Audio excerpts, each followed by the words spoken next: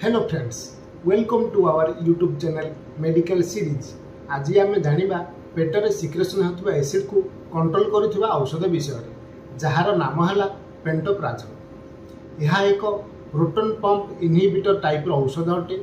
यह मुख्यतः पेटर सिक्रेशन होता एसिड को कंट्रोल करें। आम बेले बेले मेडिकल टर्म रे पीपीआई कही था। तो चलतु जाना यह केउं समय व्यवहार कराए, केते मात्रा व्यवहार कराए, केउं रोगर व्यवहार कराए, यह केउं मानक पई व्यवहार करने आदौ उचित नुहे एवं यार साइड इफेक्ट विषय जानापी वीडियोटी को शेष पर्यंत देखु। पेंटोप्राजोल टी टैबलेट, कैप्सूल एवं ग्रानुल्स यही तीनोटी फॉर्म रे मार्केट रे मिलुछि।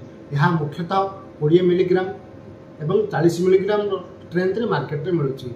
यह मार्केट रे बहुत सारा ब्रांड नेम रे अवेलेबल अछि, जथा पेंटॉप, पेंटाकाइन, पेंटासीड, पान, पांटीन इत्यादि। पेंटोप्राजोल व्यवहार जानिबा पूर्व जानिबा पेंटोप्राजोल केउ मानकु दिया जिबा उचित नुह। जदि कौनसी रोगी को पेंटोप्राजोल रे एलर्जी होउछि बा एही ग्रुप रो औषधटी को जथा ओमेप्राजोल, लांसोप्राजोल इत्यादि रे एलर्जी होउछि, एमानकु पेंटोप्राजोल देबा आदौ उचित नुहे। जदि कौनसी व्यक्ति को लिवर सहित जड़ित किसी रोग अच्छी, एमानकु पेंटोप्राजोल देबा आदौ उचित नुहे। यह सहित जदि पेंटोप्राजोल सहित कौनसी औषधटी इंटराक्ट करुछि, एही समय पेंटोप्राजोल देबा आदौ उचित नुहे। एबे जानिबा पेंटोप्राजोल व्यवहार विषय। पेट एवं आधार नळीर समस्या को दूर करने पेंटोप्राजोल व्यवहार करा जायथाय। पेटर गैस हवा बा गैस हवा कारण छाती रे पेन हवा बा जलिला भली लागिबा, यही परिस्थिति रे पेंटोप्राजोल व्यवहार करा जायथाय। पेप्टिक अल्सर किंबा एसोफेगस अल्सर को ट्रीटमेंट करबा पे मध्य पेंटोप्राजोल व्यवहार करा जायथाय। केतेक समय रे डाक्टर मानक द्वारा एमिति पेन किलर लिखा जायथाय जहा को नेबा परे पेटर अधिक गैस होइथाय। यह सहित मध्य पेंटोप्राजोल दिया जायथाय। यार डोज अलग अलग रोग पई अलग अलग डोज रहिथाय।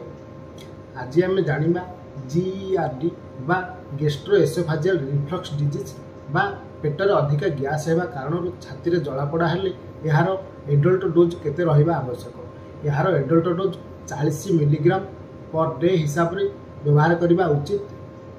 जदि छुआर बयस 5 वर्ष रु अधिका, ता सहित छुआर ओजन जदि 20 किलोग्राम रु 40 किलोग्राम मध्य रही, आमे यार डोज बा चाइल्ड डोज होउछि 20 मिलीग्राम पर डे।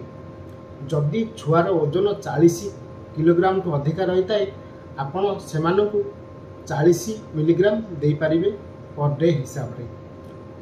यही मेडिसिन को 5 वर्ष रु कम छुआ को देबा आदौ उचित नुहे।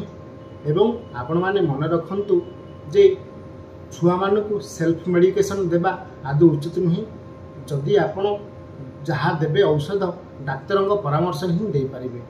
एबे जानिबा यार साइड इफेक्ट विषय। यार मुख्यतः साइड इफेक्ट होची वोमिटिंग, हेडेक, स्किन रेडनेस एवं यह को जदि लॉन्ग टर्म व्यवहार करूछंती यह विटामिन B12 रो डेफिशिएंसी देखा जाय थाई। एवं जदि यार ओवरडोज होउची आपण मानको यह ब्रीदिंग रे असुविधा आनी पारे बा निश्वास नेबारे बहुत असुविधा हेताय। एही परि किछि वीडियो विषय जानिबा पई आम चैनल को लाइक, शेयर, सब्सक्राइब करंतु। धन्यवाद।